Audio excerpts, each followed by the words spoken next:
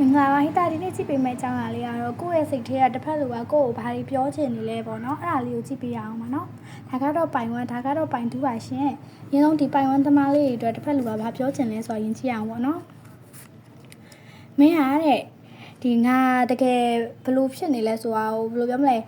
မင်းကတကယ်ငါရဲ့အစစ်မှန်ကိုမင်းမြင်နိုင်နေပေါ့နော်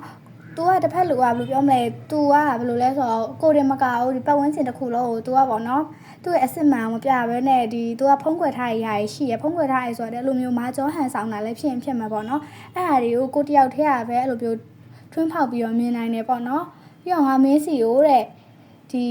အချိန်မှန်တစ်ခု right time တစ်ခုရောက်တဲ့အချိန်မှာမင်းစီကိုပြန်လာခဲ့ပါမယ်ပြီးတော့မင်းနဲ့ငါရဲ့ဒီစကားပြောထားတဲ့ conversation ကိုလည်းငါပြန်ပြီးတော့ထပ်ခါပြန်ဖတ်နေတယ်ပြီးတော့တကယ်လို့ record တွေပါရှိရင်လည်းဖုန်းမှာ recording တွေပါအဲ့လိုမျိုးရှိရင်လည်း record တွေပေါ့နော်သူကကိုနဲ့ပတ်သက်တဲ့ဒီဆက်သွယ်ခဲ့တဲ့အမှတ်တရတွေကိုသူပြန်ပြီးတော့စာရီပြန်ဖတ်တယ်အဲ့လိုမျိုးပေါ့နော်အဲ့ဒါတွေကိုသူပြန်လုပ်နေရတယ်ပြီးတော့ငါတို့နှစ်ယောက်ရဲ့ကြားမှာရှိနေတဲ့ဒီ connection ကိုလည်းဒီနားလည်စာပြုလာပြီးပြောမယ်ဆိုရင်တော့သူကဒီချိန်မှာဘယ်လိုမျိုးလဲဆိုတော့ပေါ့နော်သူကဒီသူဘယ်လိုလူဖြစ်တယ်ဆိုတာကိုသူကဖုံးကွယ်ထားတယ်ပြီးတော့သူကမာကြောဟန်ဆောင်ထားရပေါ့နော်ဒါပေမဲ့လည်းအဲ့လိုလုပ်ထားပေမဲ့လည်းသူ့ကိုနားလဲလူကကိုပဲရှိရဲဆိုတာသူသိတယ်ပြီးတော့နှစ်ယောက်ကြားထဲမှာဖြစ်တဲ့ဒီပေါ့နော် connection ကိုလည်းသူနားလဲစားပြူလာတယ်ပြီးတော့သူက right time တစ်ခုဖြစ်တဲ့အချိန်မှာကိုစီကိုပြန်လာခဲ့မယ်ဒီချိန်မှာတော့ तू က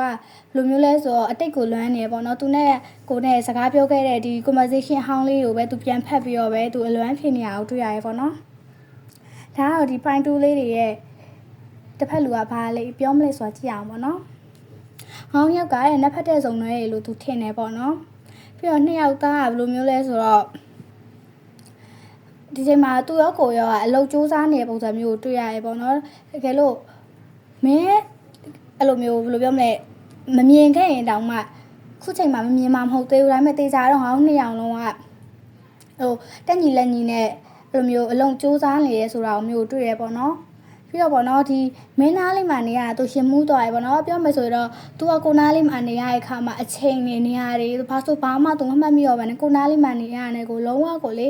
ဟိုမူးရစေသုံးဆွဲသလိုပဲကွာအရက်တောက်သလိုပဲ तू အဲ့လိုမျိုးမူးရနေရလို့ तू ခံစားရတယ်ပေါ့နော်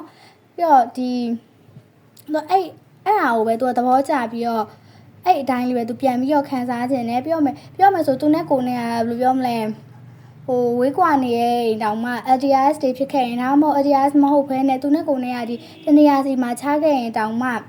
နှစ်ယောက်သားတက်ညီလက်ညီနဲ့ပေါ့နော်ကိုဘဝအတွက်လုပ်ရင်လုပ်မယ်ပြီးတော့ तू ကကိုနားလေးမှာရှိရကမှာ तू အလုံးကအရာအားလုံးလောကကြီးကိုလုံးဝမေ့သွားတယ်လို့မျိုးခံစားရတယ်အဲ့ဒါကိုလေ तू သဘောကျတယ်အဲ့ဒါကိုလေ तू ထပ်ပြီးတော့ခံစားချင်သေးရပေါ့နော်ပြီးတော့ကိုနှစ်ယောက်ကနှစ်ဖက်တဲ့စုံတွဲလို့ तू ထင်တယ်ပေါ့နော်အဲ့ဒါကြောင့်မလို့ပြောချင်တာတော့ तू ကသူနဲ့ကိုနဲ့ကဒီချိန်မှာဒီဘယ်လိုပြောမလဲဟိုအနေဝေးရင်ဝေးမယ်ဒါပေမဲ့နှစ်ယောက်သားဘယ်လိုပြောမလဲမင်းကတာအဲ့လိုမျိုးစိတ်ထဲမှာတာအဲ့လိုမျိုးမထင်ရပါတော့တကယ်တော့ငါတို့နှစ်ယောက်ကနှစ်ဖက်တဲ့စုံတွဲတွေပြီးတော့ငါတို့နှစ်ယောက်ကဒီတကယ်တော့တူညီတဲ့အရာကိုလုပ်နေရပေါ့နော်တကယ်လို့ကိုကအလုပ်စူးစမ်းနေသူ့ဘက်မှာလည်းအလုပ်စူးစမ်းနေရပေါ့နော်ပြီးတော့ तू ကကိုစီကိုလာတဲ့ခါမှာလုံးဝကိုလောကကြီးကိုလုံးဝအကုန်မေ့သွားတာပေါ့နော်လောကကြီးကိုမေ့သွားတယ်ပြီးတော့သူ့ရဲ့ဒီဘာကိစ္စမဆို तू ကမေ့သွားတယ်ပြီးတော့အဲ့ဒါကိုလည်း तू သဘောကျပြီးတော့အဲ့အတိုင်းမထပ်ပြီးတော့ခံစားချင်နေပါသေးရဲ့တဲ့ဒါကတော့ဟိတာဒီကိုယ့်ရဲ့ဒီတစ်ဖက်လူကကိုယ့်ပေါ်ကိုဘာတွေအဲ့လိုမျိုးပြောချင်နေလဲဆိုတာလေးကိုကြည့်ပြရပဲဖြစ်ပါတယ်တကယ်လို့ဟိတာရဲ့ဗီဒီယိုလေးကိုသဘောကျရင်နောက်ဗီဒီယိုတွေမှာပြန်ပြီးတော့တွေ့ပါအောင်မယ်ရှင်